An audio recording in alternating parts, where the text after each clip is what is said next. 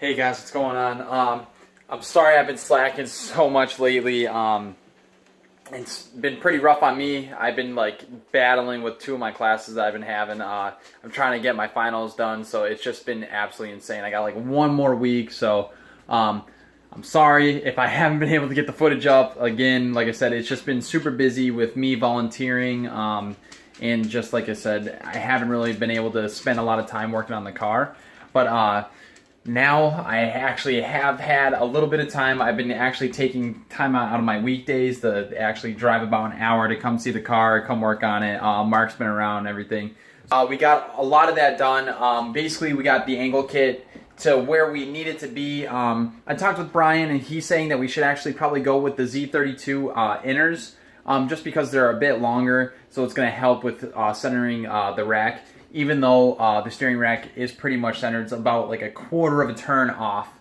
So yeah, we kind of just got to fix that a little bit, but it's just that we're running a little bit, and we only have so much, about a turn and an eighth of thread on the S14 inners. So like he said, just throw on the Z32 inners, you won't have that issue anymore. We'll have plenty of play, plenty of time that we can work on our toe or anything like that. But going on from there, I got another package in from Z1, so I'll show you guys what that's about.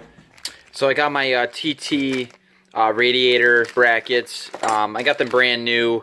The Z1 has them up, I think, for a pair for like $12 or $16, something like that. But the thing is that I was actually rushing to be able to get to the Club Loose North event, so I just wanted to get these in ASAP so I can get that radiator mounted.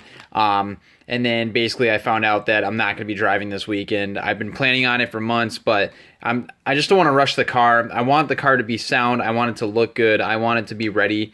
So I pushed it back, so I'm going to be driving in another event soon.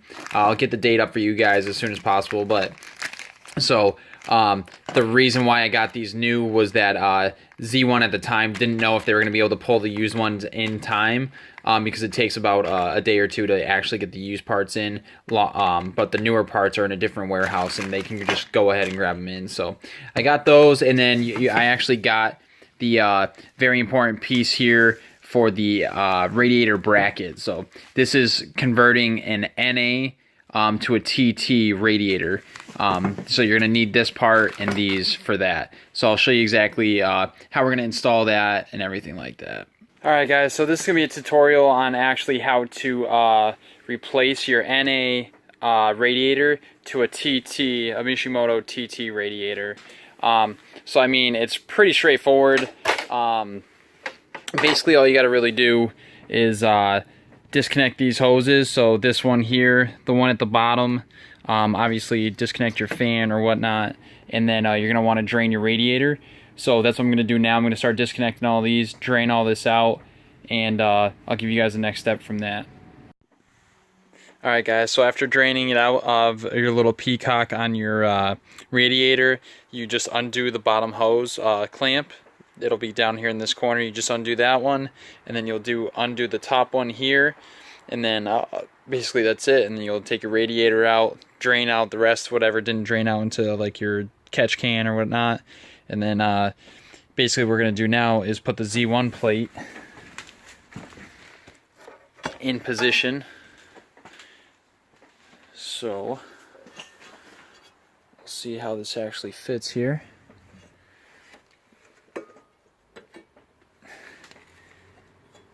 So I'm pretty sure this is how it goes. It's like that, because this tab needs to be out there, because if you had it here, the tab's going to be actually in the way of your lower radiator mount. So that sits there like that. What you're going to have to do is get some more bushings here.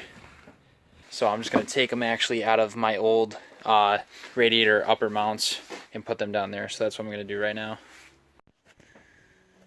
Alright guys, so now since I have those little rubber mounts in, it's time to grab your Mishimoto radiator here. So that's what we're about to do right now. Grab the Mishimoto radiator, throw it on in here. Okay guys, so basically when you have everything set up, all you have to do is just put your clamps back on. This hose I had to cut a little bit shorter just because I have this extra piece here. So this isn't actually the OEM hose. It's I have it spaced out just to my thermostat, my coolant thermostat for my gauges. So yeah, I just had to kind of cut this piece back just a little bit. I had the piece. It was basically like a little bit like this thick, so not too bad. The bottom I didn't have to cut at all. I just put it on, so I just have to put that on there, and it's good. And I mean, as you can see right now through here, everything fits. Everything's lined up with the Z1 bracket, and all I have to do now is put the actual brackets, the TT brackets that I got from Z1. All I have to do is basically put these on, and it's gonna lock it right in. So yeah, that's basically what I'm gonna be doing now. Alright guys, so basically I got everything finished up here.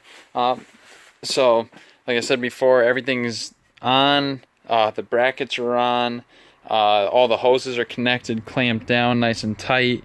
So yeah, everything's looking really good. And then I also, what I got from Mishimoto was my Coolant Overflow canister. I actually used a little kind of mock-up. It's pretty easy, simple, fast. So basically, where your hood latch like sensor would be, it's like this little thing that like pushes it down. It's like a little black module with like a little white piece that basically lets you know if the hood's open or not. This bracket here is kind of bent down a little bit. All I did was tapped it up. This actually comes with the Mishimoto overflow canister. So this bracket here and the hardware comes with it. This screw that comes in that kit actually screws right into there.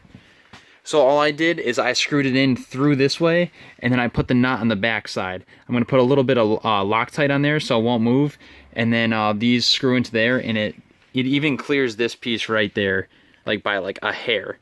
But it doesn't move at all. And all I did, it's a simple run, so I just ran it down, bang, right into the overflow, and I mean, that's mint.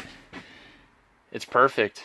So that's it. And just another little quick thing for the wire tuck. So when I put all this in, basically I flip this piece around for my coolant gauge. So all I have to do now is kind of tuck the wires in under here to like right here, and I'll be fine. That'll be tucked. So just another little engine tuck trick for you guys, that, and how you can kind of hide that with the line there too.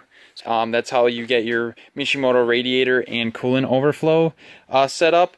Mishimoto, thank you very much for the hookup. I'm super pumped. I can't wait to actually fill this thing up tomorrow, get it running, see how cold everything keeps, and then in the next video I'm actually going to show you how to wire up the Mishimoto fans to this coolant setup. So thanks again, Mishimoto. Can't wait. Super pumped. Thanks guys for watching, and hopefully you enjoy it. So I just want to thank you guys again just for keeping up to date with everything. Sorry that I haven't been able to put a lot of footage up lately. Just been really working hard at school. So if you guys can, go ahead, check our Instagram, give us a follow, give us a like, and also you guys know what to do here. Like, comment, subscribe, and that's about it, guys. So I'll see you guys later. Peace.